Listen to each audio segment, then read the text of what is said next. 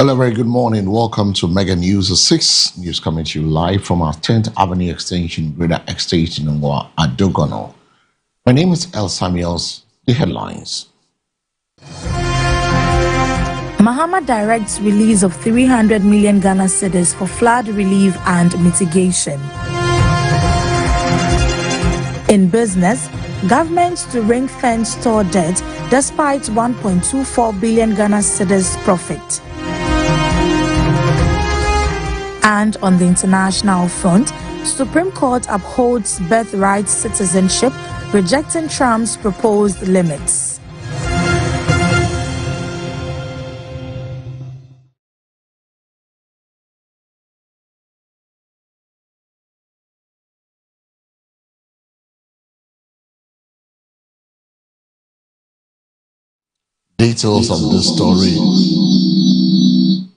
Details of the stories and more coming up will bring you business as well as venture into the international front. The news is also live across our social media handle, Facebook, YouTube on MBN 360. The President, John Dramani Mahama, has directed the Minister for Finance, Dr. Kessler, to force him to immediately release 300 million from the contingency fund to support urgent flood relief and mitigation efforts across affected parts of the country. The directive follows widespread flooding in Accra on Monday, June 29, which resulted in the loss of about 5 lives, with hundreds of buildings submerged in water. The downpour also affected other communities in the southern sector after hours of intense rainfall, displacing residents, damaging property, and disrupting economic activity. According to the statement issued on Tuesday, June 30, the amount will be split equally, with 150 million cedis allocated for immediate relief interventions for flood-affected persons and communities. The remaining 150 million cedis will be directed towards flooding mitigation measures aimed at reducing future incidents and strengthening the country's drainage and disaster response systems. The president also ordered the deployment of personnel from the Ghana Armed Forces and the Ghana Police Service to support the National Disaster Management Organization, NADMO, and other emergency agencies in ongoing rescue and relief operations. On the evening of Monday, June 29, President Mahama undertook an aerial assessment of the affected areas to evaluate the scale of destruction and to guide government's response strategy. The inspection formed part of a broader set of emergency measures announced to protect lives, assist affected communities, and address the underlying causes of the recurrent flooding in the capital and surrounding areas. The Hydro Works and Housing Ministry and all the emergency response team, 48th Engineers Regiment, for the rescue that they did. I've seen many of the videos where people had to be carried out of their houses. They deployed their boats and they helped to save quite a lot of lives. NADMO will do what it can to try and identify the victims and see how we can just support them in a way in the next few days.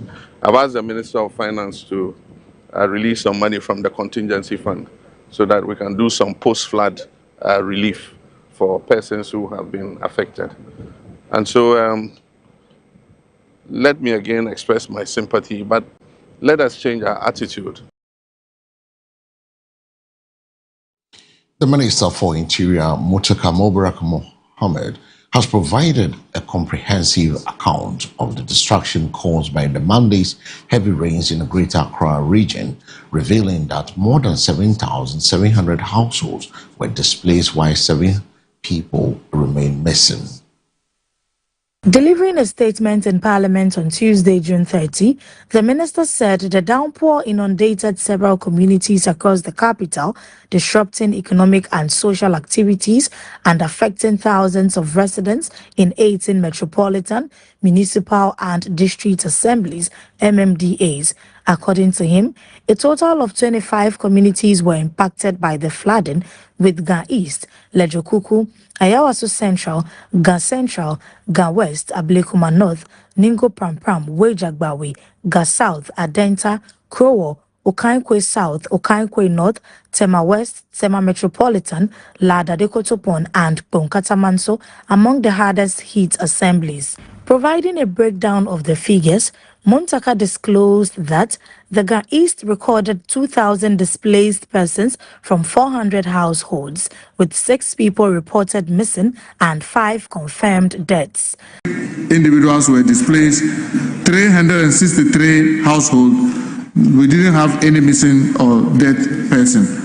Ga West, equally, we didn't lose anybody and nobody got missing. But the number of persons that were displaced were 2,300 and then 460 households. Ablekuma North, 651 displaced, 131 households, no missing or dead person. Ablekuma Nungo Pram Pram, 1,377 displaced, 276 households. Wejabawe, 2,500 households, 2,500 individuals, 500 households. Ga South, 2,100 displaced, 420 households. Adenta, 1,850, 370 households. Kolekote, 6,500 displaced, amounting to 1,300 households. Okankwe South, 701 displaced, 141 households. Okankwe North, 2,620, and then 524 households. Tema West, we had 690 households displaced with 3,450 individuals displaced. Tema Metropolitan Assembly, we have 721 households displaced, which affected 3,601 individuals. In the case of Tema West, we had 3 persons that lost their life. La Dade Kotopong, we had 404 households displaced, amounting to 2,020 individuals. And lastly, Mr. Speaker, Krowo, we had 220 households displaced and 1,100 individuals displaced without any death. Mr. Speaker, when you put all these numbers together, we have a total of 7,761 households that were displaced, with 38,802 individuals affected, with 7 persons still missing as of this morning, because, Mr. Speaker, I've been at the Finance Committee in the past 3 hours. I've not been able to read my briefs this afternoon. I don't know whether many more have been found, but 7 people as of this morning were displaced, and the total death are 12 individuals that we lost.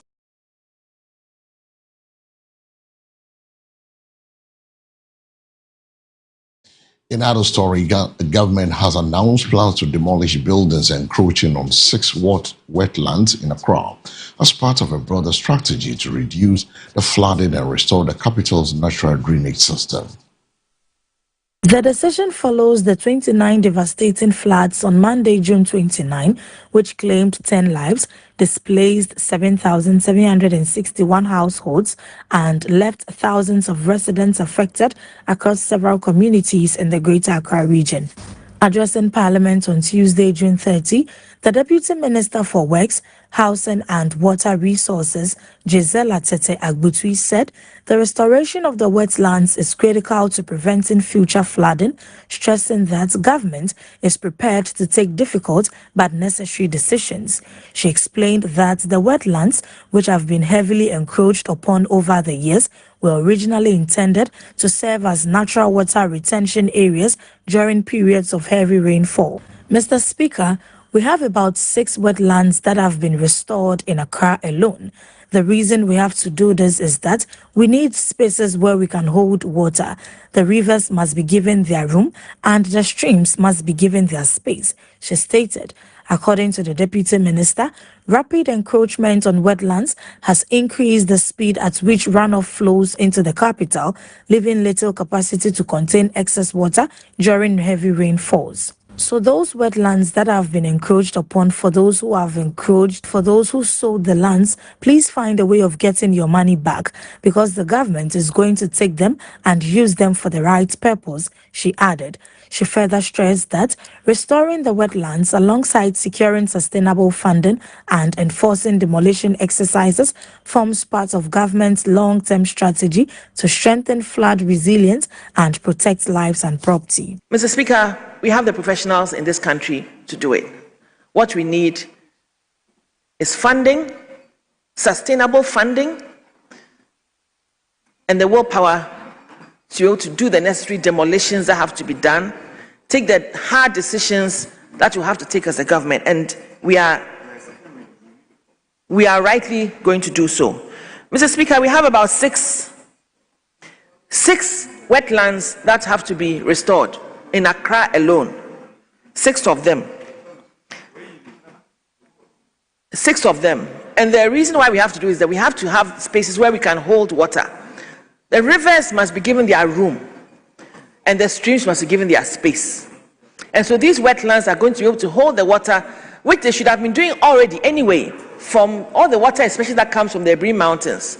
Now the speed with which the water comes into the capital city has increased because there's nothing to hold it back. And that is because there's been a lot of encroachment on those areas that were meant to be reserved as wetlands. So those wetlands that have been encroached, for those who have encroached, for those who have sold, please find a way of getting your money back, because the government is going to get them.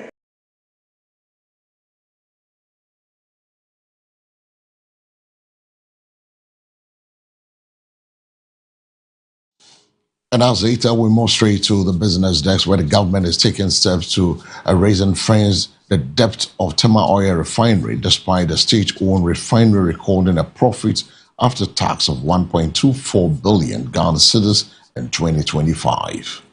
According to the Minister for Energy and Green Transition, John Abdullahi Jinapor, the move is intended to clean up TOR's balance sheet and position the refinery for long-term financial sustainability and growth. Speaking at the 18th Annual General Meeting AGM of TOR in Accra, Mr. Jinapor said the government is committed to transforming the refinery into a commercially viable institution capable of attracting investment and strengthening Ghana's energy security.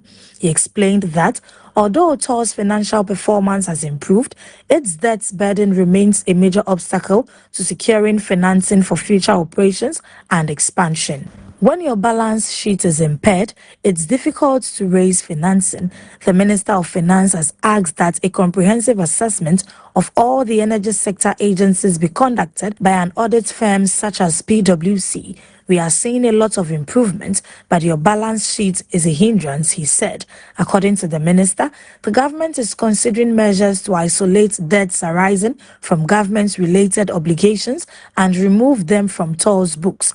What he wants to do is to look at the debts, particularly arising from the government side, so that we can ring-fence it and take it off your balance sheet and then give you a healthy balance sheet. With a healthy balance sheet, you can go to the market and raise finance, he added. The managing director of TOR, Edmond Combat, welcomed the government's intervention, describing it as critical to sustaining the refinery's recent financial recovery and improving its competitiveness.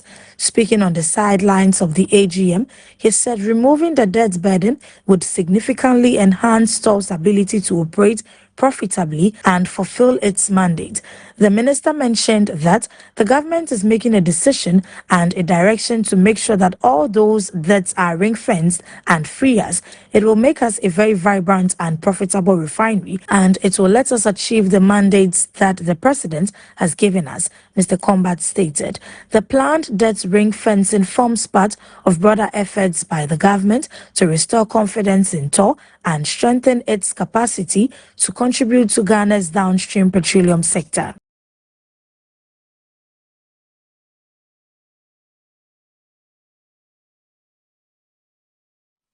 Now, on the international front, the divided Supreme Court on Tuesday upheld a conception of birthright citizenship, rejecting President Donald Trump's executive order declaring that children born to people are in the United States illegally or temporarily are not American citizens.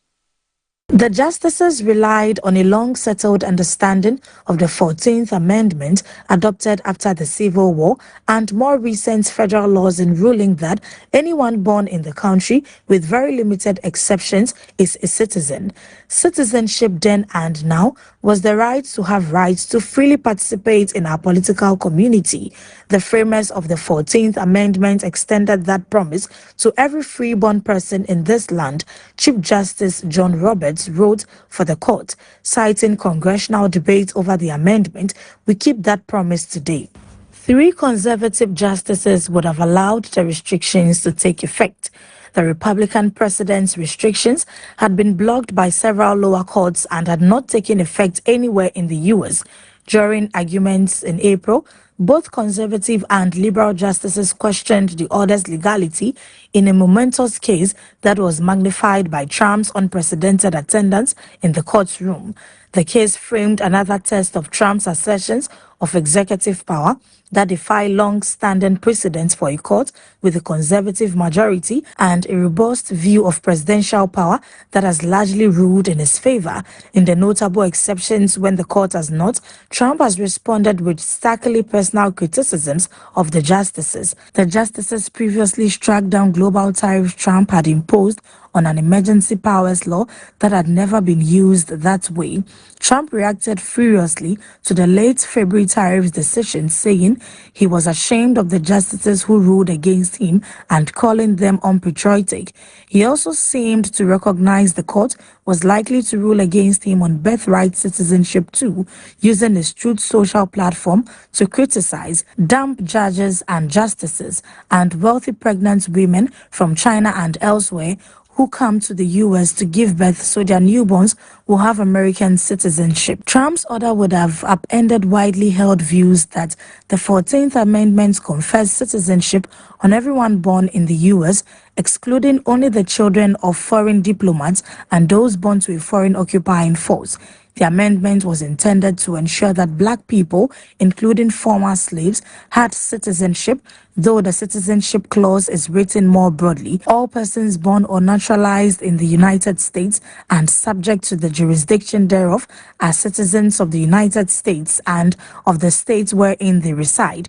It reads, in a series of decisions, lower courts have struck down Trump's executive order as illegal. The decisions have invoked the High Court's 1899 ruling in Wong Kim Ark, which held that the U.S.-born child of Chinese nationals was a citizen. The Trump administration argued that the common view of citizenship is wrong, asserting that children of non-citizens are not subject to the jurisdiction of the United States and therefore are not entitled to citizenship.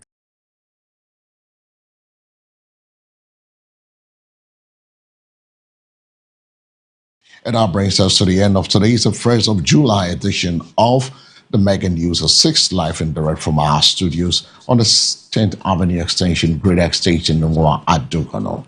But before we take leave of you, let's take a second look at the stories making headlines. Mahama directs release of 300 million Ghana cedis for flood relief and mitigation. In business, government to ring-fence store debt despite 1.24 billion Ghana cedis profit. And on the international front, Supreme Court upholds birthright citizenship, rejecting Trump's proposed limits.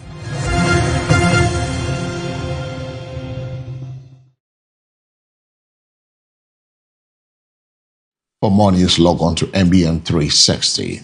My name is El Samuels. Up next, we'll bring the sports updates. You have a good morning.